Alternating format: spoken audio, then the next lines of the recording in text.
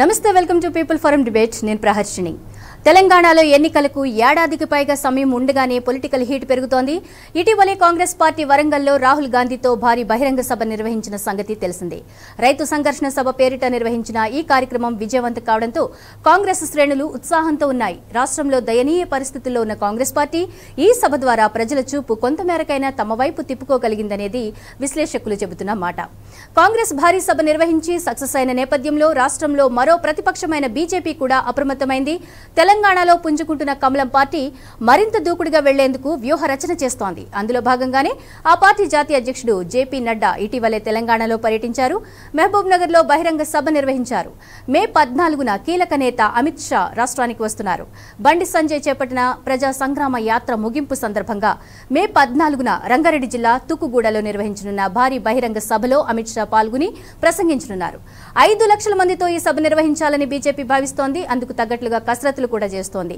మరి తెలంగాణలో చోటు చేసుకుంటున్న రాజకీయ పరిణామాలపై people broadcasting company PBC people forum debate ఏర్పాటు చేసింది అందులో మనతో పాటు మాట్లాడేందుకు బీజేపీ నుండి నర్సయ్య గౌడ్ గారు ఉన్నారు అలాగే టీఆర్ఎస్ నుండి నరేష్ గారు అనలిస్ట్ సత్యం గారు కాంగ్రెస్ నుండి రవిచంద్ర గారు కూడా జాయిన్ అవుతారు అందరికీ నమస్కారం అండి ముందుగా మనము బీజేపీ నర్సయ్య గౌడ్ గారితో స్టార్ట్ చేద్దాం నర్సయ్య గౌడ్ గారు హలో నా వాయిస్ వినిపిస్తోందండి మరి రేపటి బహిరంగ సభకు బీజేపీ ఎలాంటి ఏర్పాట్లు చేస్తోంది ఈ సభలో ప్రజలను ఉద్దేశించి ఏం మాట్లాడబోతున్నారు ఏం సందేహం ఇవ్వబోతున్నారు ప్రాచీన్ గారు మీకు డిబేట్ లో పాల్గొన్నటువంటి నేతలందరికీ కూడా నమస్కారం ముఖ్యంగా తెలంగాణ రాష్ట్రములో ప్రభుత్వం మారబోతుంది అనే సంకేతం ఇవ్వడానికే ఈ రోజు అంటే రేపు మా అమిత్ షా గారు వచ్చి సందేశం ఇవ్వబోతా ఉన్నారు దానికి కని విని ఎరగని రీతిలో మేము ఏర్పాటు చేయడం జరిగింది కాబట్టి ప్రజలందరూ కూడా అమిత్ షా గారు ఎప్పుడు వస్తా ఉన్నారు ఏం చెప్తారు టిఆర్ఎస్ మీద ఏం మాట్లాడతారు టిఆర్ఎస్ ప్రభుత్వాన్ని ఎలా దించేయబోతా ఉన్నారు ప్రజల మద్దతును ఎంత కూడగలుగుతా ఉన్నారు అన్న విషయాలు స్పష్టం చేయడానికి కొరకే మాకు ఒక దిశానిర్దేశం చేయడానికి కొరకే మేము అధికారంలోకి ఎలా వస్తామని ప్రజలకు తెలియజెప్పడానికి కొరకే ఈ సమావేశంలో స్పష్టంగా సందేశం ఇవ్వబోతా ఉన్నారు అనేది ప్రజలు ఎదురు చూస్తా ఉన్నారు అయితే ప్రతిపక్షాలు ఏం చేస్తా ఉన్నాయంటే కాంగ్రెస్ ఒక సమావేశం పెట్టి వాళ్ళ ఉనికిని చాటుకోవడం జరిగింది అదే విధంగా టిఆర్ఎస్ ప్లీనరీ పెట్టి వాళ్ళ ఉనికిని చాటుకునే ప్రయత్నం చేసిరు అదే కాకుండా ఈ నెలలో చివరి వారంలో టిఆర్ఎస్ మరొక బహిరంగ సభ కూడా పెట్టబోతా ఉందనేది అర్థమవుతా ఉంది దీని అర్థం ఏంటంటే భారతీయ జనతా పార్టీ ఊపుకు తట్టుకోలేక వీళ్ళు రకరకాల ప్లాన్లతోటి ముందుకొచ్చే ప్రయత్నం చేస్తా ఉన్నారు కానీ ప్రభుత్వాన్ని ప్రజలు ఏమాత్రం నమ్మడం లేదు టిఆర్ఎస్ లో ఉన్నటువంటి సీఎం కేసీఆర్ గారిని కేటీఆర్ గారిని వాళ్ళ మిత్ర బృందాన్ని ఎవరు కూడా విశ్వసించే అవకాశం తెలంగాణలో లేదు కారణం ఏంటంటే నిన్న ఒక 2 days లో జరిగినటువంటి ఒక ఉదాహరణ చెప్తాను ఇలా 3 ఎకరాల భూమి ఇవ్వండి దళితులకు అంటే అది చేతగా లేదు టిఆర్ఎస్ కు అదే విధంగా ఈ ఉద్యోగాలు ఇవ్వమంటే చేతగా లేదు ఇంకో డెవలప్మెంట్ కార్యక్రమం చేయమంటే చేతగా లేదు దళితులకు 10 లక్షల రూపాయలు ఇవ్వమంటే చేతగా లేదు కానీ సిటీ యూనిట్ టిఆర్ఎస్ ఆఫీసుకు నగరం నడిబొట్టులో 100 కోట్ల ఆస్తిని దారాదత్తం 4935 స్క్వేర్ యార్డ్స్ ను దారాదత్తం చేయడానికి మాత్రం వీళ్లకు టైం కుదిరింది వాళ్లకు అవకాశం వచ్చింది వాళ్లకు చేతనైంది నేనేమంటున్నంటే ప్రజల ఆస్తులను ప్రభుత్వ ఆస్తులను దోచుకోవడానికి కొరకు మాత్రమే తెలంగాణలో ప్రభుత్వం ఏర్పడిందని స్పష్టంగా ప్రజలకు అర్థమైంది కాబట్టి ఇలాంటి వాటిని తొలగించి మంచి పరిపాలన ఇవ్వడానికి మంచి సందేశం ఇవ్వడానికి అమిత్ షా గారు రేపు తుక్కుగూడకు రాబోతా ఉన్నారు కాబట్టి నేనేమంటున్నా ఇది ఒక చారిత్రక ఒక సందర్భము కాబట్టి ఈ చారిత్రక సందర్భంలో ప్రజలకు ఏమి మేలు జరగబోతా ఉందనే విషయం నేను 2-3 విషయాలు చెప్తాను ఈ రోజు తెలంగాణలో ఉన్నటువంటి ప్రభుత్వాన్ని దించడం అనేదే మాకు ప్రముఖంగా ముఖ్యమైన ఏకైక లక్ష్యం మరి దీన్ని దించి మేమేం చేయబోతా ఉన్నాం అనేది మా పెద్దలు అమిత్ షా గారు దిశానిర్దేశం చేయడం అదే కాకుండా ఈ రోజు తెలంగాణలో ఉన్నటువంటి భూములను దోపిడీ చేసినటువంటి తెలంగాణ రాష్ట్ర సమితి నాయకులను ఏ విధంగా కట్టడి చేయాలి, వాటిని ఏ విధంగా కక్కించాలి, ఏ విధంగా ప్రభుత్వ ఖజానాకు జమ చేయాలి, ఈ విషయాలన్నీ స్పష్టం చేయడానికే వస్తున్నారు.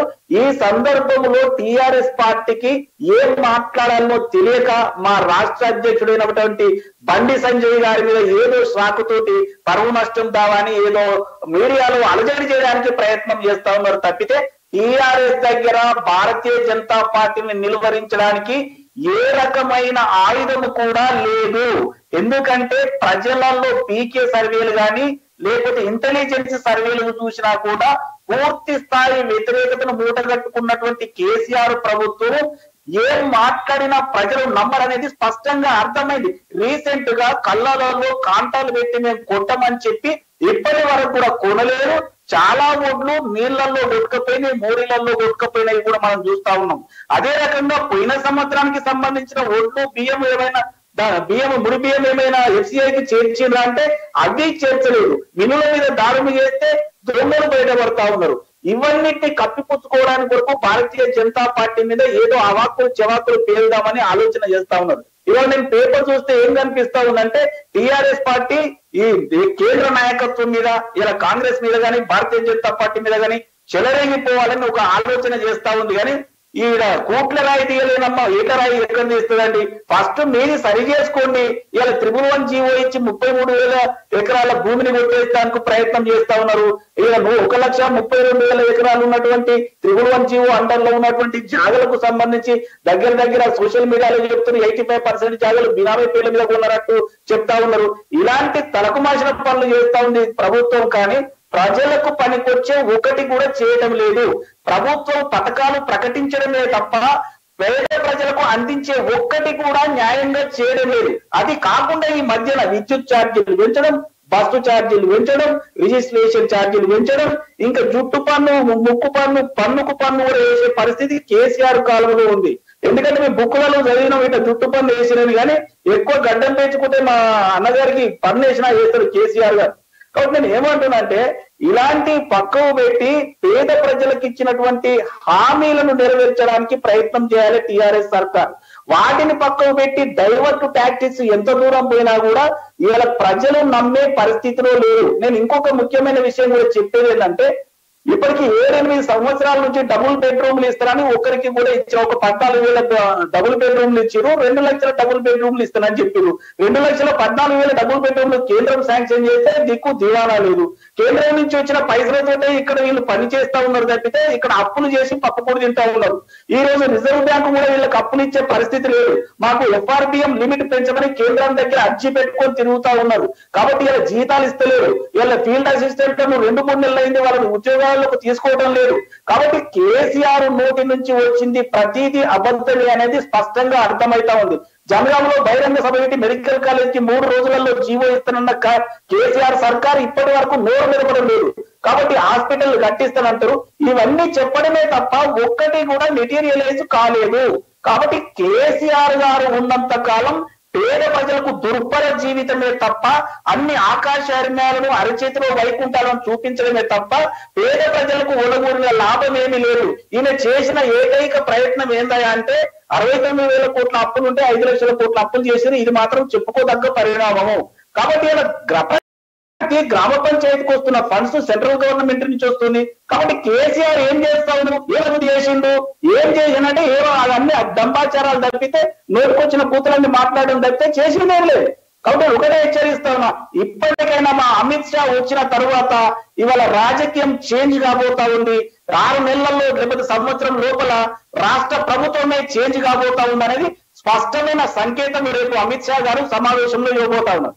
నుండి నరేష్ గారు ఉన్నారు, వారితో మాట్లాడదాం. నరేష్ గారు నమస్తే అండి.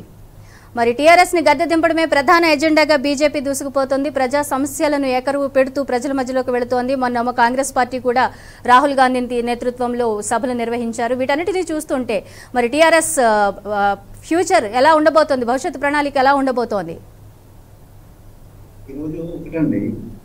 ఈరోజు బీజేపీ పార్టీ అయినా కాంగ్రెస్ పార్టీ అయినా అధికారం కోసం, అధికార దాహం కోసం, అధికారం లేకుంటే వాళ్ళు బతకలేనటువంటి పరిస్థితులు ఉన్నారు. కాబట్టి ఈరోజు అధికార దాహం కోసం పొలిటికల్ టూరిస్ట్ లాగా ఈరోజు తెలంగాణ అడుగు పెడతా ఉన్నారు.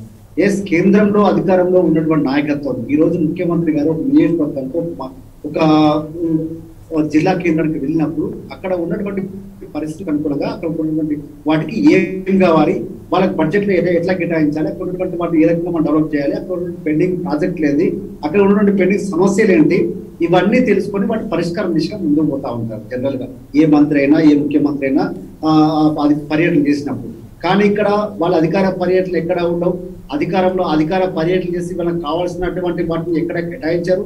కానీ వాళ్ళకు ఓట్లు కావాల్సిన మాత్రం, సీట్లు కావాల్సిన మాత్రం, వాళ్ళకు రాజకీయాల అవసరాల కోసం మాత్రం మంత్రులు వస్తారు, ముఖ్యమంత్రులు వస్తారు, మాజీ ముఖ్యమంత్రులు వస్తారు, ప్రధానమంత్రి వస్తారు, కేంద్ర మంత్రులు వస్తారు. ఈ రకంగా రావడం అనేది ఈ రోజు కొత్త ఏం కాదు. బీజేపీ పార్టీ అయినా కాంగ్రెస్ పార్టీ అయినా ఈ రోజు వాళ్ళు వచ్చిపోతా ఉన్నారు. ప్రజలంతా కూడా ఈ రోజు వాళ్ళు అడిగిస్తున్నారు. ఈరోజు ఏదైతే బండి సంజయ్ గారు సంగ్రామ యాత్ర చేస్తా ఉన్నారో ఆ యాత్రలో వారు ప్రజలంతా అడుగుతా ఉన్నారు, అయ్యా మీరు ఏం చేశారు మాకు. ఈ రోజు ఒక దినపత్రికలో ప్రముఖమైన దినపత్రిక వచ్చిందండి, తను భర్త చనిపోతే కనీసం బీజేపీ పార్టీ వాళ్ళు చూసిన దిక్కు కూడా లేదు, కొన్ని సంవత్సరాల పాటు మా భర్త మీకు సేవ చేసిండు, కానీ కేసీఆర్ గారు ముఖ్యమైన తర్వాత మాకు దిక్కు తెచ్చిన పరిస్థితిలో ఉన్నప్పుడు 5 లక్షల రూపాయలు మాకు బీమా ద్వారా, రైతు బీమా ద్వారా మాకు అందింది, కనీసం మేము వాడుతున్న కొంత రిలాక్స్ కాగలుగుతాం అన్నమాట. ఇది చాలదండి వాళ్ళకు, ఇది చాలా జ్ఞానం తెచ్చుకోవడానికి. మేము అనేది ఏంటంటే ప్రజలకు కావాల్సిన వాటిని, ప్రజలకు ఏం అవసరం ఉంటాయి, ఏం కావాలి అనేది ప్రజల తరఫున ఆలోచించాలి తప్ప ఎంతసేపటికి రాజకీయాలే కావాలి, ప్రభుత్వాన్ని నిందించుకుపోదాము, ప్రభుత్వాన్ని ఏదో నోటుకు వస్తే ఏదో వస్తుంది రకంగా మాట్లాడుతూ ఉంటాం, నిరాధారమైన ఆరోపణలు చేస్తూ ఉంటాము. నిన్న బండి సంజయ్ గారు నిరాధారమైన ఆరోపణలు చేశారు ఇంటర్మీడియట్ విద్యార్థుల గురించి. వాళ్ళు రాజకీయం కోసం చేసిన స్పష్టంగా కనబడతా ఉంది. ఈరోజు కేటీఆర్ గారు నోటీస్ కూడా పంపించారు. ధైర్యం ఉంటే వాళ్ళు నోటీస్ రిప్లై ఇవ్వాలి, వాళ్ళు ప్రూవ్ చేయాలి. వారు నిజంగా వాళ్ళు ఆధారాలతో ఆధారాలు బయటపెట్టే అవసరం ఉంది.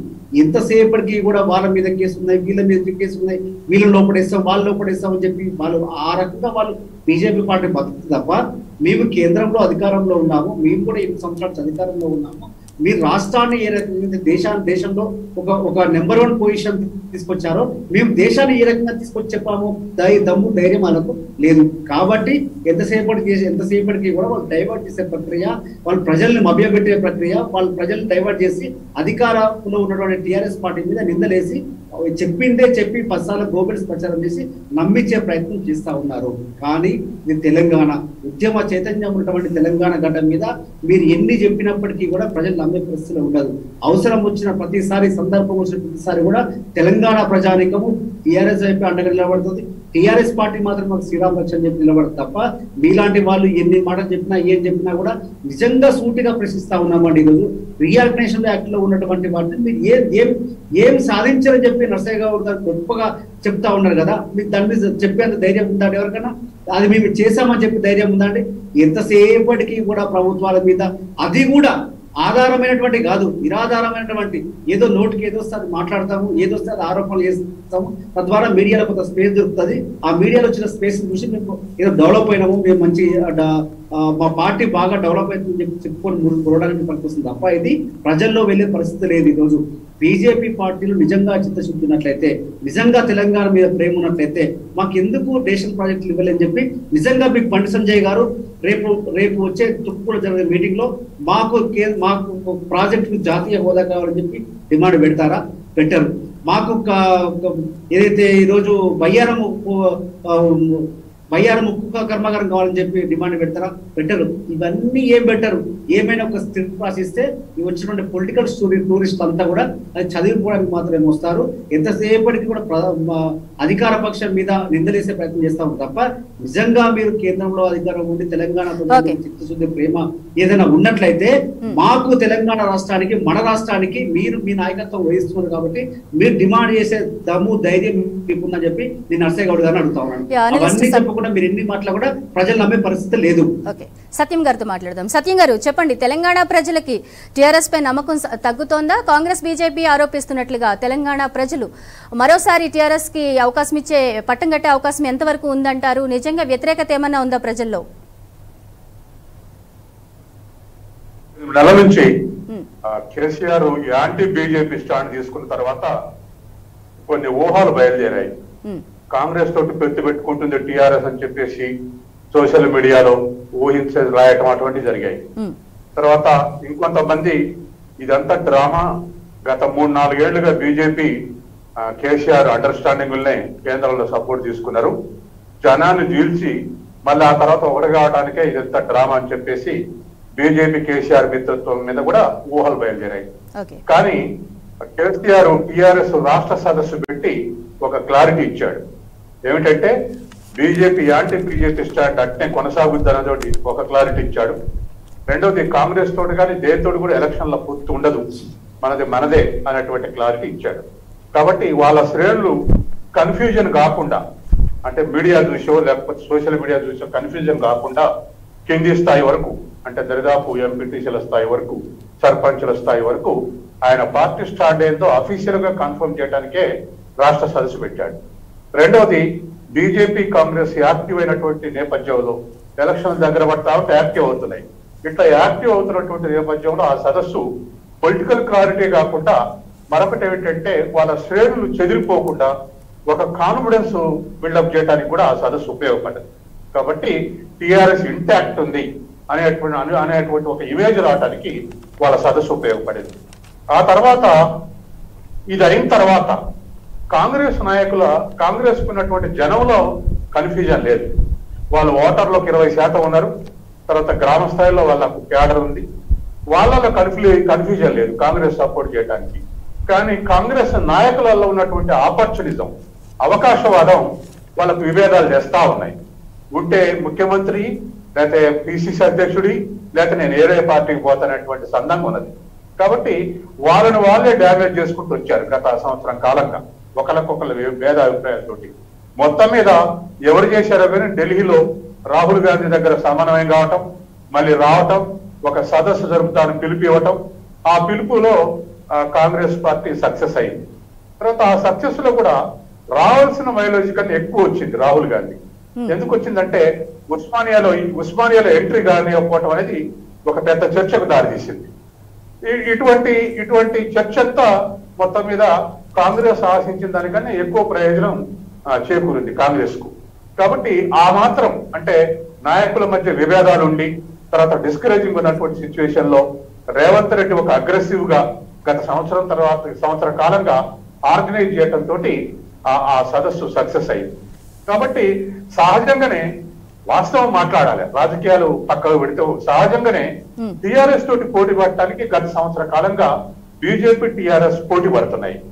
అసెంబ్లీ ఎలక్షన్ లో 25 సీట్లు కాంగ్రెస్ కు వచ్చి ప్రతిపక్షం కాంగ్రెస్ గా ఎస్టాబ్లిష్ అయింది.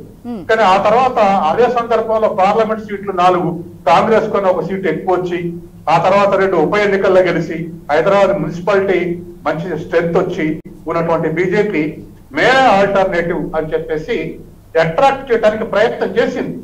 కాంగ్రెస్ శ్రేణులు కూడా నా అంచనా ప్రకారం కాంగ్రెస్ శ్రేణులు కూడా ఇక మొగ్గుతాయి అనుకున్నాం. కానీ రేవంత్ రెడ్డి పిసిసి అధ్యక్షుడైన తర్వాత వాళ్ళ శ్రేణులు వాళ్ళు నిలబెట్టుకున్నారు. వాళ్ళు అనుకున్న బీజేపీ ఆశించిన స్థాయిలో కాంగ్రెస్ నుంచి స్పందన కనపడలేదు. అప్పటి నుంచి ఇప్పుడు కాంగ్రెస్ బీజేపీ 2 ఫోర్సెస్ గా ప్యారలల్ గా కొనసాగుతా ఉన్నాయి.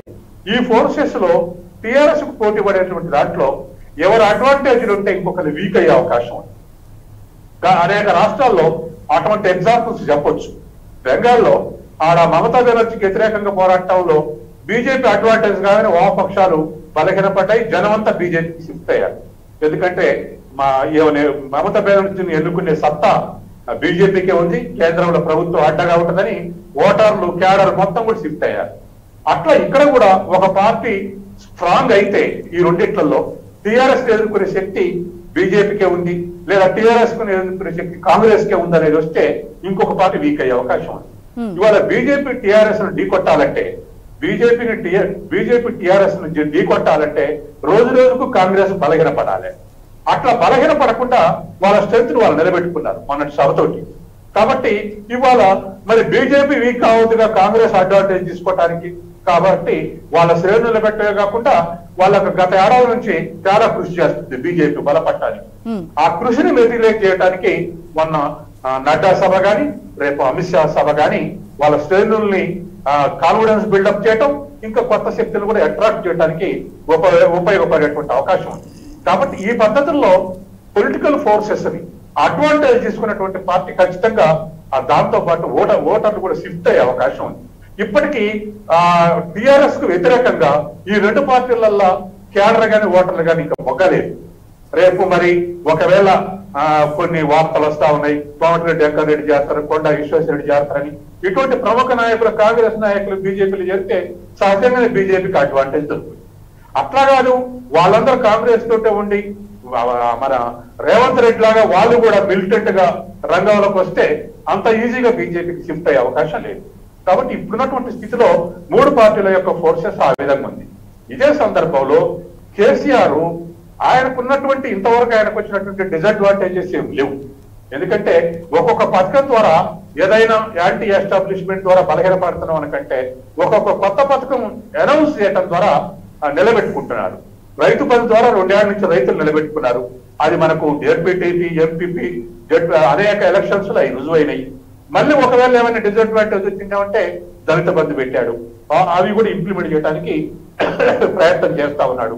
కానీ రైతు బంధుకు వచ్చినటువంటి క్రెడిబిలిటీ దళిత బంధుకు రాలేదు. ఎందుకని రాలేదు అంటే అది మామూలు సమయంలో అనౌన్స్ చేయకుండా మన ఈటెల రాజేందర్ ఉప ఎన్నికలు అనౌన్స్ చేశాడు. కాబట్టి ఇది ఉప ఎన్నిక కోసమే చేస్తున్నాడు అనేటువంటి దాంతో అంత క్రెడిబిలిటీ రాలేదు. పథకం మంచిదైనా.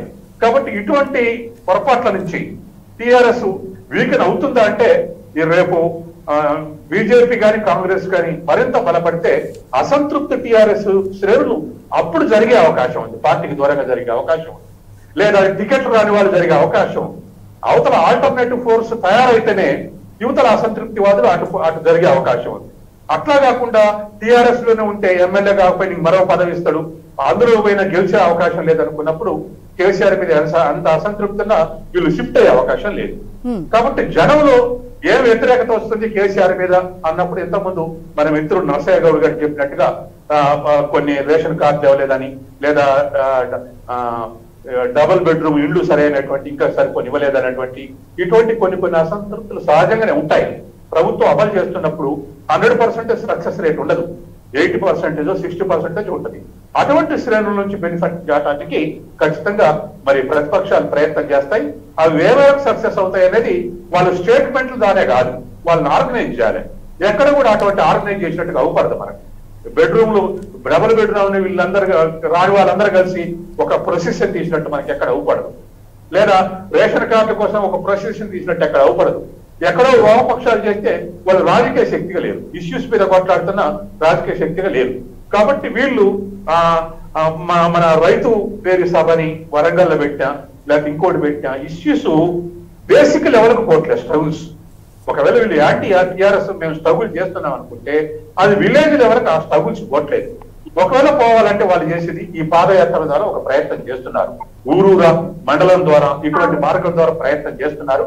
అది ఏ మేరకు మరి జనం స్పందిస్తున్నారు అనేటువంటి మనం మెజర్ చేయాలంటే, అంటే మనం గొలవాలంటే అది ఏదో ఒక ఎలక్షన్ లాంటి కొలవైంది కాదు.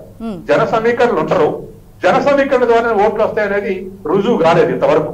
కాబట్టి ఏ మేరకు ఎలక్షన్స్ లో ఏదైనా ఒక ఉప ఎన్నికో లేదా ఇంకొకటి అటువంటిది వస్తే ఏ మేరకు అప్రయాడ్ అవుతారు అనేది మనం అప్పుడు చూడాలి. కాబట్టి ఇప్పటికైతే టిఆర్ఎస్ శ్రేణులను అట్రాక్ట్ చేసి బలపడ్డటువంటి పార్టీ మాత్రం ఇంకా లేవు, ఇంకా మిలిటరీ కాలేదు. వాళ్ళు ప్రయత్నం చేస్తుంది, కాంగ్రెస్ బీజేపీ కూడా ఆ ప్రయత్నం చేస్తా ఉంది. ఓకే, ఏ పార్టీ సక్సెస్ అవుతుందో వేచి చూద్దాం. కాంగ్రెస్ నుండి రవిచంద్ర గారు కూడా జాయిన్ అయ్యారు. నమస్తే అండి రవిచంద్ర గారు, నా వాయిస్ వినిపిస్తుందా? రవిచంద్ర గారు, మొన్న రాహుల్ గాంధీ పర్యటన అనంతరం కాంగ్రెస్ లో నూతన ఉత్తేజం కనిపిస్తోందనే చెప్పాలి. మరి భవిష్యత్తులో ఎటువంటి ప్రణాళికలతో దూసుకుపోవాలని ఆలోచిస్తున్నారు? బీజేపీ కూడా సభలను నిర్వహిస్తోంది, 5 లక్షల మంది వరకు సమీకరిస్తోంది. మరి ప్రజా సమస్యలతో వారు కూడా గళమెత్తుతున్నారు. వీటన్నిటి దృష్ట్యా కాంగ్రెస్ ఏ రకంగా ముందడుగు వేయాలనుకుంటోంది? మేడం, ఇక్కడ రాహుల్ గాంధీ సభ అయిపోయినాక ఉత్సాహం అనేది కాకుండా ఎలక్షన్స్ ఎప్పుడైతే వచ్చినా కానీ కాంగ్రెస్ అదే ముందుకెళ్తుంది మేడం.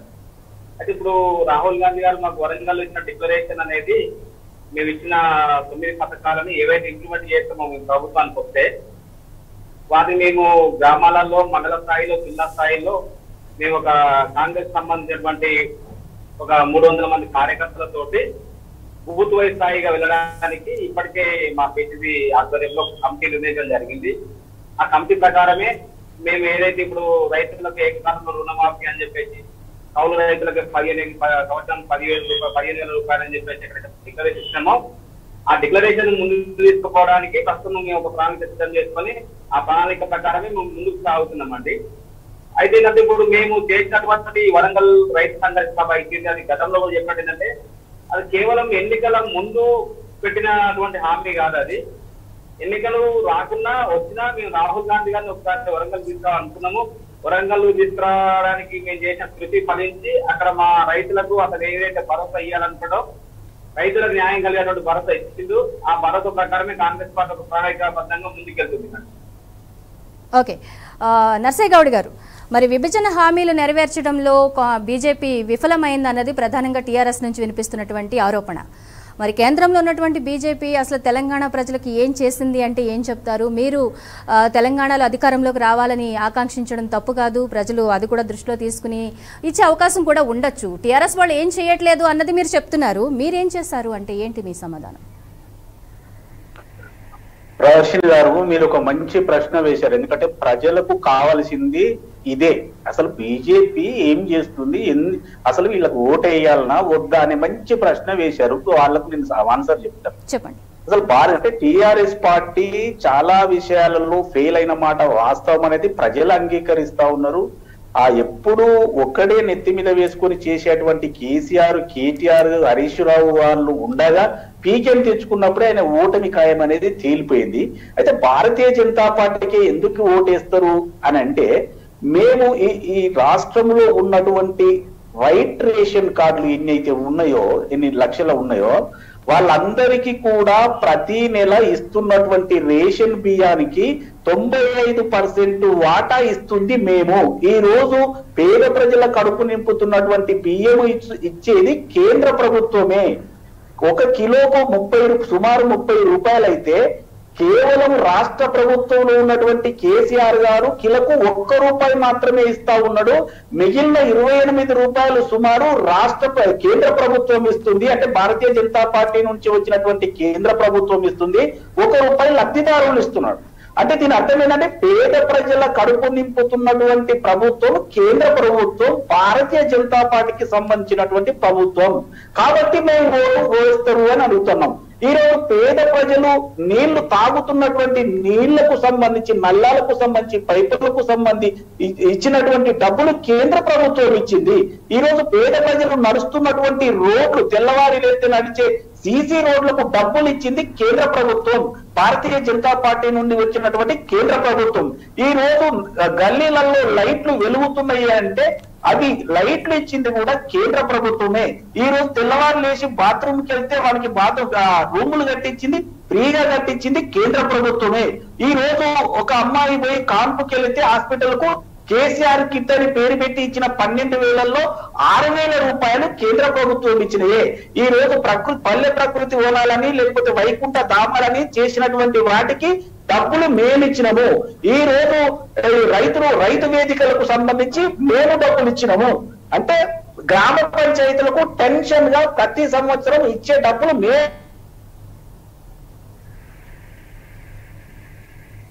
ఓకే, నర్సయ్య గౌడ్ గారు, సిగ్నల్ వీక్ ఉన్నట్టున్నాయి. నేను టిఆర్ఎస్ నరేష్ గారితో మాట్లాడు. ఓకే ఓకే, చెప్పండి, మాట్లాడండి. అయితే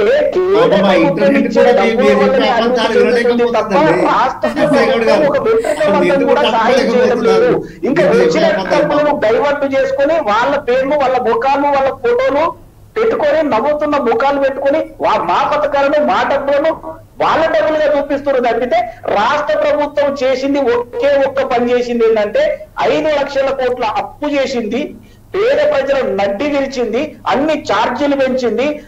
దేశంలోని అన్ని రాష్ట్రాలు వ్యాట్ తగ్గిస్తే తెలంగాణ రాష్ట్రం వ్యాట్ తగ్గించలేదు. ఈ రోజు పేద ప్రజలు చాలా బాధపడుతున్నటువంటి రాష్ట్రం తెలంగాణ రాష్ట్రం. కాబట్టి తెలంగాణ రాష్ట్రంలో ఉన్నటువంటి దుర్మార్గమైన కేసీఆర్ ప్రభుత్వాన్ని గద్దెదించాలన్న ఆలోచనతోటే రేపు అంటే ప్రజా సంగ్రామ యాత్ర 2వ ముగింపు సభగా అమిత్ షా గారు వచ్చి ఈ విషయాలన్నీ చెప్తారు. కాబట్టి ఈ విషయాలనే మేము ఇంటింటికి గడపకు తీసుకెళ్లి కేసీఆర్ బండారం పట్టబేరు చేస్తాం. నోరు చేస్తే అన్ని అబద్ధాలే. ఈ మధ్య సోషల్ మీడియాలో నేను ఒకటి చదివాను, ప్రహర్షన్ గారు, ఒక అబ్బాయి పోయి ఈ ప్రపంచంలోనే అత్యంత నవ్వులు వచ్చే పుస్తకం జోకులున్న పుస్తకం ఇవ్వమంటే వాళ్ళకి ఏమి ఇవ్వాలో అర్థం కాక తీసుకొచ్చి టిఆర్ఎస్ మేనిఫెస్టో పుస్తకం ఇచ్చిండట. ఇక ఇంతకంటే అబద్ధాలు ఇంతకంటే జోకులు ఇంకా లేవు. కేసీఆర్ ఇచ్చిందే పెద్ద జోకు పుస్తకం అని ఇచ్చిండు. అంటే లాస్ట్ కు చిన్న పిల్లగాడి దగ్గర నుండి ముసలి ముతక వాళ్ళ దగ్గర కూడా తెలిసింది ఏందా అంటే కేసీఆర్ డైవర్ట్ చేస్తున్నారు, కానీ మందు దాపిస్తా ఉన్నారు.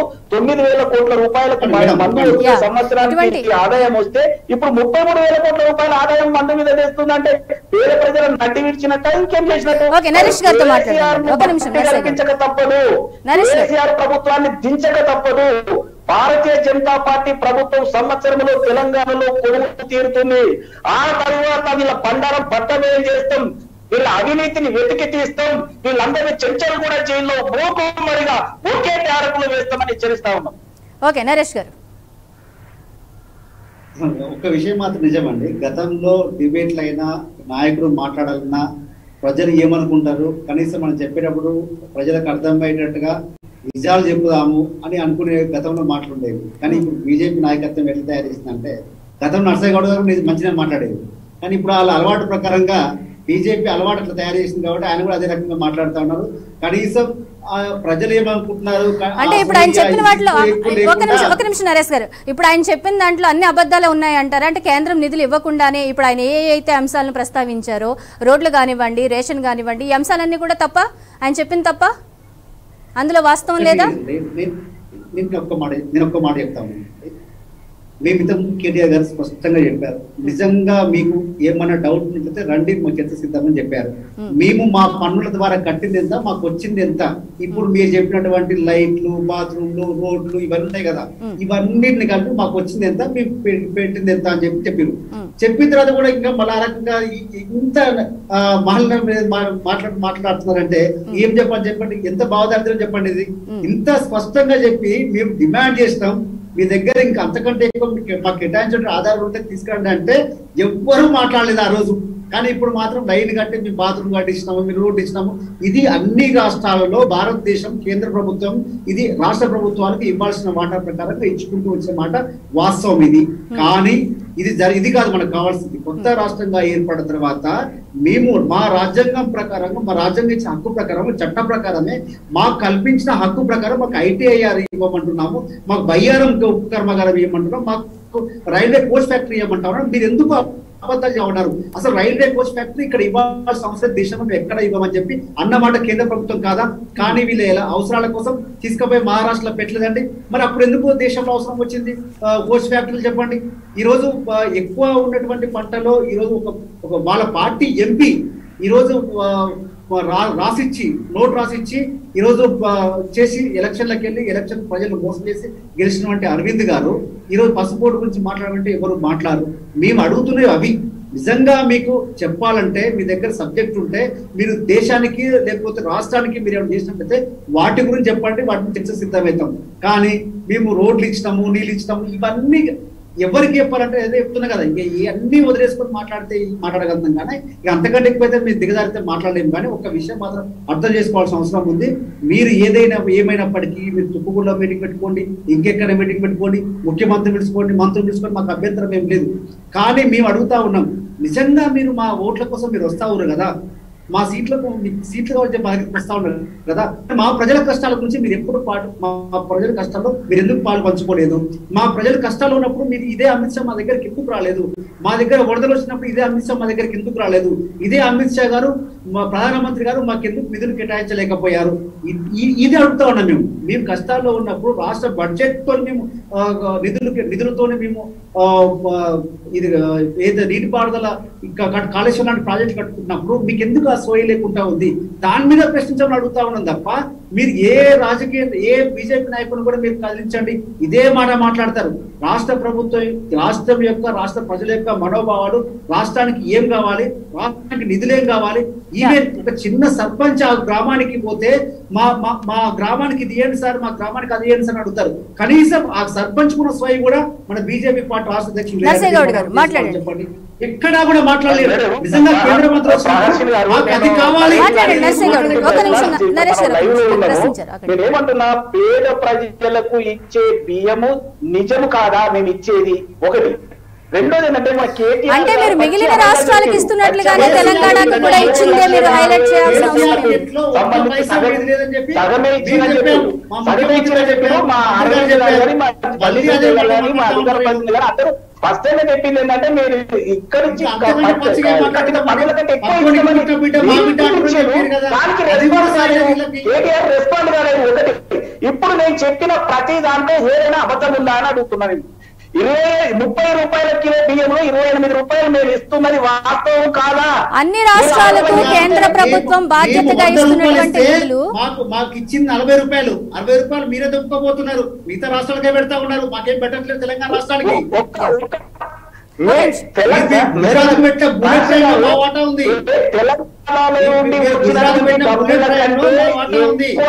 ఇచ్చింది కేంద్ర ప్రభుత్వం అని లెక్కలతో సహా మేము నిరూపించినాం. రెస్పాండ్ కాలేదు కేటీఆర్ కేసీఆర్ గారు. ఇవాళ వచ్చి కానీ లేకపోతే అరవింద్ గారు కానీ లేకపోతే మా రాధి రుద్రమ గాని మీడియాలో స్పష్టంగా లెక్కలని చెప్పిండు. అప్పుడు ఎక్కడ పోయిందండి కేటీఆర్ గారు? స్పష్టంగా ఎన్నైతే వసూలు అయినాయో ఎన్నైతే దాన్ని దాటించడం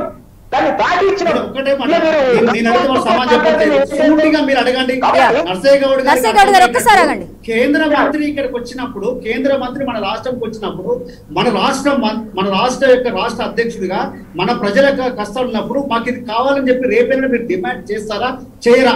అది సూటిగా అడగండి మీరు. నర్సయ్య గౌడ్ గారు, తెలంగాణ రాష్ట్ర ప్రజల తరపున మాకున్నటువంటి డిమాండ్స్ ఏమిటో అవి మీరు డైరెక్ట్ గా అడిగి సంపాదించుకుంటారా లేదా, అడుగుతారా లేదా అని అడుగుతోంది టీఆర్ఎస్ పార్టీ. గారు ఖచ్చితంగా మేము అధికారంలోకి రాబోతా ఉన్నాం. ప్రజలకు ఏం కావాలో మేము చేస్తాం. మీరు కేంద్రంలో ఆల్రెడీ అధికారంలో ఉన్నారు, మీరు చేయగల పొజిషన్ లో ఉన్నారు, మీరు చేసి చూపించాలి ప్రజలకి. అప్పుడే మీకు వారు అధికారాన్ని ఇస్తారేమో. చూస్తున్నారు కదా మీరు ఏం చేస్తున్నారు అన్నది. మీరంత బ్లైండ్ గా ఇవ్వండి మాకు అధికారం తర్వాత మేము చేస్తామంటే ప్రజలు అంత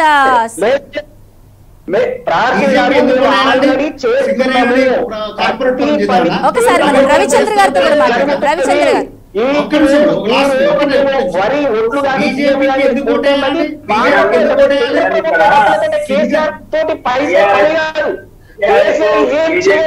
ఏదైనా రైతులను ముంచడము, మిగతా వాళ్ళని ముంచడము, ఉద్యోగాలు ఇవ్వకుండా ఉండడం, ఆ బాబు నుంచి బయటికే రాడు. వర్షాలు వచ్చి 100 సంవత్సరాల కింద వర్షాలు వరదలు వస్తే వరదలలో ఒక్కసారి కూడా సారి గడిపేయలేదు. ఎక్కడ ఉండాలి? ఏమి కండి ముఖ్యమంత్రి ఉన్న పేరుకి పాముతో పడుకోవడాక. కాబట్టి ముఖ్యమంత్రి దేశంలో ప్రపంచంలో ముఖ్యమంత్రి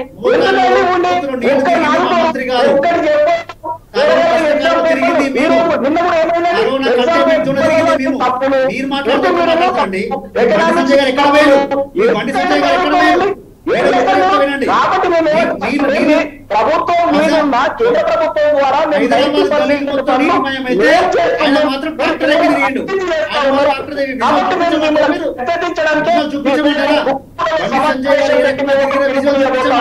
కాబట్టి టీఆర్ఎస్ ప్రభుత్వాన్ని హెచ్చరిస్తున్నా ఉన్న ఈ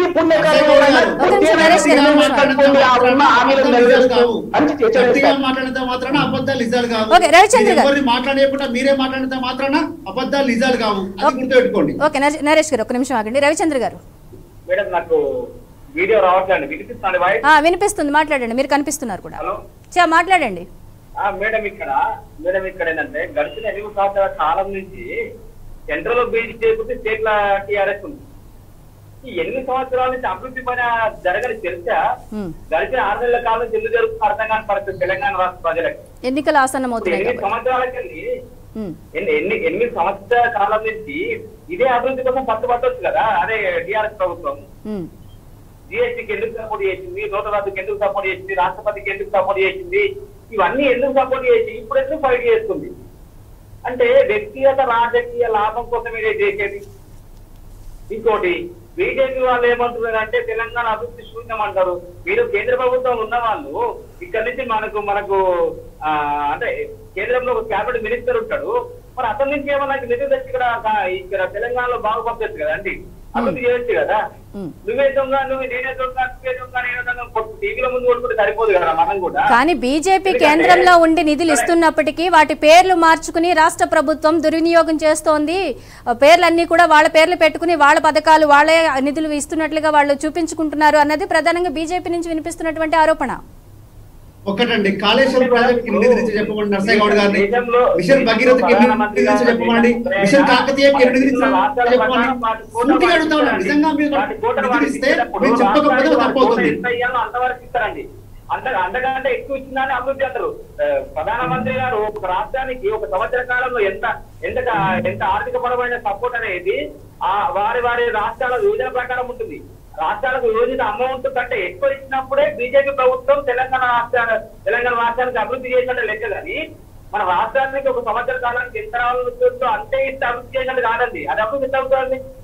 29 రాష్ట్రాలకు ఎంత పంచుతున్నావో తెలంగాణ రాష్ట్రానికి కూడా వాళ్ళ జనాభా ప్రాతిపదికన వచ్చే అమౌంట్ నే వాళ్ళ ఆధారంగా ఇస్తున్నాం కాబట్టి అక్కడ అభివృద్ధి చేసినట్టు కాదు. ఇంకొకటి ఇప్పుడు తెలంగాణ రాష్ట్ర ప్రభుత్వము వాళ్ళు పేరు పెట్టకుండా లెక్క చూపించకుండా ఇక్కడ నిధులను దుర్వినియోగం చేస్తుంటే అది తెలంగాణ రాష్ట్ర ఇప్పుడు ఏదైతే పరిపాలిస్తున్న సమయం అయిపోతుంది. రవిచంద్ర గారు, చివరిగా కాంగ్రెస్ తరపున మీరు ఏం చెప్పాలనుకుంటున్నారు కూడా చెప్పేసండి. వస్తాను నరేష్ గారు, ఒక నిమిషం. నేను ఒక్కటేమంటున్నా మేడం అంటే 8 సంవత్సరాల కాలంలో తెలంగాణ రాష్ట్ర సమితి చేసిన అభివృద్ధి శూన్యమంది. అక్కడి నుంచి 8 సంవత్సరాల కాలంలో బీజేపీ ప్రభుత్వం మోడీ గారు ఉండి కూడా తెలంగాణకి ఇప్పటిదాకా ఇచ్చిన ఎక్కువ నిధులు అనేది శూన్యమంది. ఇప్పుడు జనాలు గమనిస్తున్నారు, రాష్ట్రంలో 8 సంవత్సరాల నుంచి రాష్ట్రీయ పాలన సాగుతుంది, అటు కేంద్రంలో మోడీ పాలన సాగుతుంది. కాబట్టి ఈ రెండు పాలన మీద జనాలకు నమ్మకం లేకుండా రానున్న రోజుల్లో అటు కేంద్రంలో మా రాహుల్ గాంధీని ప్రధాని చేసే ఉద్దేశంతో ఇక్కడ రాష్ట్రంలో కాంగ్రెస్ పార్టీ అధికారం వచ్చే విధంగా ప్రభుత్వాలకు వ్యతిరేకంగా ప్రభుత్వాలు చేసేటువంటి రాష్ట్ర శక్తులని మేము ఎట్లా బట్టబయలు చేసి రానున్న రోజుల్లో ఎలక్షన్ లో మేము ఖచ్చితంగా ప్రభుత్వాన్ని నెరవేర్చిస్తామని మేము. నరేష్ గారు, టీఆర్ఎస్ పార్టీ తరఫున మీరు ఏం చెప్పాలనుకుంటున్నారో క్లుప్తంగా చెప్పేసండి. నరేష్ గారు, okay. Next BJP Narsaiah Goud గారితో మాట్లాడదాం. నరేష్ గారు, నా వాయిస్ వినిపిస్తుందా?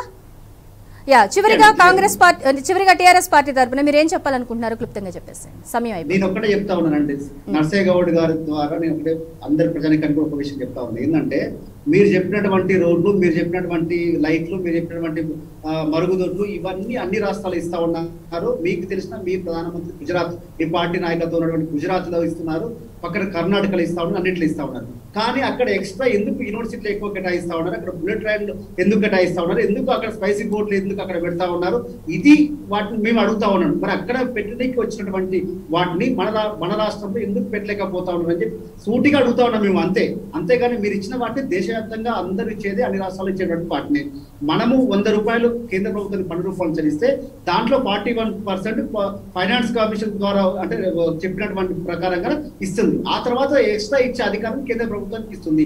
మాకు ఎందుకు ఇవ్వట్లేదని మాత్రం మేము ప్రశ్నిస్తా ఉన్నాము. మేము అభివృద్ధి పదంలో ఈ రోజు దేశంలో కొన్ని స్థానాల్లో చాలా వరకు నెంబర్ 1 పొజిషన్ లో ఉన్నాము. ఈరోజు తెలంగాణలో ఉన్నటువంటి సంక్షేమ పథకం దేశవ్యాప్తంగా అమలు చేసే రకంగా ఈ రోజు తెలంగాణలో మేము చేసి చూపిస్తా ఉన్నాము. అట్లాంటి సందర్భాల్లో నీతి ఆయోగ్ అనే సంస్థ 24,000 కోట్ల రూపాయలకి సిఫారసు చేస్తే కూడా కేంద్ర ప్రభుత్వం పట్టించుకోలేదంటే వీటిని మేము డిమాండ్ చేస్తా ఉన్నాం. మేము ఎంతసేపటికి లైట్లు ఇచ్చినాం, బల్బ్ ఇచ్చినాం, రోడ్లు ఇచ్చినాం, మరుగుదొడ్లు ఇచ్చినాం కాదు. మాకు కావాల్సింది తెలంగాణ రాష్ట్రానికి అదనంగా మీరు మీ పాలిత రాష్ట్రానికి ఎక్స్ట్రా ఇస్తా పోతా ఉన్నారో అవి మాకు కావాలంటా ఉన్నా తప్ప మీరు అవి పట్టించుకోకుండా ఇచ్చిన దగ్గర మీ అడ్జస్ట్మెంట్ చేసి చెప్పడం అనేది ప్రజలకు చెప్తా ఉన్నాం. రాబోయే రోజుల్లో ఇదే రకంగా మీరు మాట్లాడితే ఉన్న 4 ఓట్లు కూడా పోయి కర్రు కాల్చి మాట్లాడే సమయం వస్తుంది. ఓకే, బీజేపీ నుండి నర్సయ్య గౌడ్ గారు చివరిగా క్లుప్తంగా చెప్పండి, సమయం అయిపోయింది. నేను 2-3 విషయాలు చెప్పి క్లోజ్ చేస్తాను. చెప్పండి. ఫస్ట్, మోడీ గారిని నెత్తి మీద పెట్టుకొని ఇలాంటి ప్రధానమంత్రిని నేను జీవిత కాలంలో చూడలేదని తెలుగు రాష్ట్రాల ముఖ్యమైన అక్కడ చంద్రబాబు, ఇక్కడ చంద్రశేఖర్ మాట్లాడిన మాటలు, అసెంబ్లీలో మాట్లాడిన మాటలు ఉన్నాయి. వాళ్ళు చెప్పిన విషయం ఏంటంటే ఆయన ముఖ్యమంత్రిగా చేసిండు కాబట్టి 32% నిధులు ఉన్నటువంటి వాటిని 42% పెంచి అన్ని రాష్ట్రాలకు నిధులు ఇచ్చింది అనేది స్పష్టంగా వాళ్ళ ముఖ్యమంత్రి గారు చెప్పిన మాట ఒకటి. రెండవది ఏంటంటే వీళ్ళు ఎంతసేపు మేము ఇక్కడ నుంచి పోయినటువంటి పన్నుల కంటే తక్కువ ఇచ్చిందంటే మొన్న అరవింద్ గారి దగ్గర లెక్కలు మీడియాలో ఉన్నాయి, మీరు ఎక్కడ ఉండైనా తీసుకోవచ్చు, ఇక్కడ నుండి వసూలైన పన్నుల కంటే ఎక్కువ అమౌంట్ ఇచ్చారనేది లెక్కలతో సహా చూపించడం జరిగింది. మీకు వివరాలు కావాలంటే మీడియాలో కొట్టని తెలుస్తుంది. రెండో ముఖ్యమైన విషయం ఏంటంటే ఎందుకు భారతీయ జనతా పార్టీ తెలంగాణలో గెలుస్తుంది అంటున్నామంటే రాష్ట్ర ముఖ్యమంత్రి చెప్పినటువంటి ముఖ్యమైన 3 హామీలను గాల్లో కలిపేసిండు. ఏంటి ముఖ్యమైన నిధులు, నీళ్లు, నియామకాలు. నిధులు లేవు, నిధులను అప్పులపాలు చేసిండు, నీళ్లను అప్పులపాలు చేసిండు, నియామకాలు సున్నా పెట్టిండు. ముఖ్యమైన నేను ఒకటే అడుగుతున్నా, మన దగ్గర ఉన్నటువంటి మన ట్యాంక్ బండ్ మీద ఉన్న చెరువును కొబ్బరి నీళ్ళ లెక్క చేస్తారన్నాడండి. వాళ్ళు చేయలేదు కాబట్టి మీరు నెక్స్ట్ ఎన్నికల్లో మీకు అధికారం ఇస్తే మీరు చేస్తారని హామీ ఇవ్వబోతున్నారు. ఓకే, మనకి అనలిస్ట్ సత్యం గారితో కన్క్లూషన్ తీసుకుందాం. సత్యం గారు, కేసీఆర్ ఓటమి అంచులో ఉన్నాడు కాబట్టి నేను హెచ్చరిస్తా ఉన్నా, 8 నెలల నుంచి 10 నెలల్లో భారతీయ జనతా పార్టీ ప్రభుత్వం తెలంగాణలో ఏర్పడబోతుంది. జైలు శిక్షలకు రెడీగా ఉండాలని టీఆర్ఎస్ నాయకులు హెచ్చరిస్తా ఉన్నారు. ఓకే ఓకే నరేష్ గారు, ఈ చేతగా మాటలు మాట్లాడితే ప్రజలు అసహించుకుంటారు. ఓకే ఇట్లాంటి మాటలు మాట్లాడితే ప్రజలు అసహించుకోవడం. ఇంతసేపు ఇచ్చిపుచ్చుకోవటాల మీద చర్చ జరుగుతుంది. ఇచ్చిపుచ్చుకోవటాలన్నటువంటి వెనకాల నిజం ఒక్క పాయింట్ చెప్తా. ఇవాళ దేశంలో ప్రజల కోసం చేసే ఖర్చులో అన్ని రాష్ట్ర ప్రభుత్వాలు కలిసి చేయాల్సినటువంటి బాధ్యత 62% ఉంది. కేంద్ర ప్రభుత్వం చేయాల్సినటువంటి బాధ్యత 38% ఉంది. కానీ నిధులేమో 63% కేంద్రం చేతుల్లోకి పోతున్నాయి, 37% అన్ని రాష్ట్రాల చేతుల్లోకి వస్తున్నాయి. అంటే ఖర్చు చేయాల్సినటువంటి బాధ్యత ఏమో రాష్ట్రాల మీద ఉంది, ఆదాయం కేంద్రం చేతుల్లోకి పోతుంది. కాబట్టి ఈ పార్టీ ఆ పార్టీ ఏ పార్టీ రాష్ట్రాల్లో ఉన్నాయనేది అప్రస్తుతం. ఓ రాష్ట్రంలో కాంగ్రెస్, ఓ రాష్ట్రంలో సిపిఎం, ఓ రాష్ట్రంలో బీజేపీ, ఇంకెన్నైనా ఉండొచ్చు. కాబట్టి ఇవాళ ఆర్థిక అధికారాలు, ఆర్థిక ఆదాయాలు రాష్ట్రాలకు బదిలీ కాకుండా రాష్ట్రాలు సర్వైవ్ అయ్యేటువంటి స్థితిలో లేవు. అది బీజేపీ అయినా ఇంకేదా రాష్ట్రం అయినా. కాబట్టి ఇది మొదటి పాయింట్ గా అందరూ అంగీకరించాల్సినటువంటి అంశం. మేము ఇచ్చినా మీరు ఖర్చు పెట్టారని ఒకళ్ళు కాదు, మాకు రావాలని ఇంకొకళ్ళు కాదు. ఇవి పునర్వ్యవస్థీకరించి వీటి మీద ఒక సొల్యూషన్ కనుక్కోవాలి. రెండవది, గత 50-60 ఏళ్లుగా వచ్చేటువంటి రాష్ట్రాలకు వచ్చేటువంటి నిధులు రోజు రోజుకు ఆ శాతం పర్సెంటేజ్ ఆఫ్ ఇన్కమ్ తగ్గుతుంది. ఎందుకు తగ్గుతుందంటే ఒక్క ఎగ్జాంపుల్ చెప్తా. పోయిన ఫైనాన్షియల్ ఇయర్ లో పెట్రోల్ మీద, డీజిల్ మీద పన్నుల రూపంలో 4,30,000 కోట్లు వస్తే అందులో 2,87,000 కోట్లు సెస్ ఉంది. సెస్ లో రాష్ట్రాలకు వాటా లేదు. రోజు రోజుకు సెస్సులు పెంచుకుంటూ పోతూ ఆర్థిక మొత్తం కేంద్రం చేతుల్లో పోతే రాష్ట్రాలు ఏం కావాలి, మున్సిపాలిటీ చేతులు దిగజారుతున్నాయి. రేపు బీజేపీ కాదు కాంగ్రెస్ అధికారానికి వచ్చే వరకల్లా ఇదే సిచ్యువేషన్ ఉంటే రేపు బీజేపీ రాష్ట్రాలు కూడా ఇదే సమస్య ఎదుర్కోవాల్సి వస్తుంది. కాబట్టి ఇది రాజకీయ వివాదాలతోటి మసిబూసి మారడికాయలు చేసుకొని మాట్లాడటం కరెక్ట్ కాదు. ఖచ్చితంగా రాష్ట్రాలకు అధికారాలు బదిలీ కావాలి, రాష్ట్ర ప్రభుత్వాలు స్వయం పోషకం కావాలి, కేంద్రం కారుణ్యం మీద నిలబడటం కాదు. అది చట్టబద్ధంగా ఉన్నటువంటి అధికారాలు ఆ విధంగా ఉంటేనే అప్పుడు కేంద్రం ఉంటుంది, రాష్ట్ర ప్రభుత్వాలు ఉంటున్నాయి. కాబట్టి రాష్ట్రాలు బలంగా ఉంటే పన్నులు మొత్తం కేంద్రానికి పోతే అది వాటాల ప్రకారం పంచుకుంటున్నారు. అది రాజ్యాంగంలో రచించబడి ఉంది. కాబట్టి వాళ్ళ పట్లాడుకోవాల్సినటువంటి అవసరం లేదు. కాబట్టి వాళ్ళు ఉన్నటువంటి ఈ పరిస్థితుల్లో సమగ్ర భారతదేశాన్ని మనం సృష్టించుకోవాలంటే ఖచ్చితంగా కేంద్రం బలంగా ఉండాలి, రాష్ట్రాలు అభివృద్ధి చెందితేనే అప్పుడు. వెరీ గుడ్, చాలా చక్కటి సలహా ఇచ్చారు. థ్యాంక్ యూ వెరీ మచ్ అండి సత్యం గారు, అలాగే నరేష్ గారు, నర్సయ్య గౌడ్ గారు, రవిచంద్ర గారు డిబేట్ లో పార్టిసిపేట్ చేశారు. అందరికీ ధన్యవాదాలు. ఇది వాళ్ళ పీపుల్ ఫోరం డిబేట్. మరి అంశంతో మళ్ళీ కలుద్దాం. Stay tuned.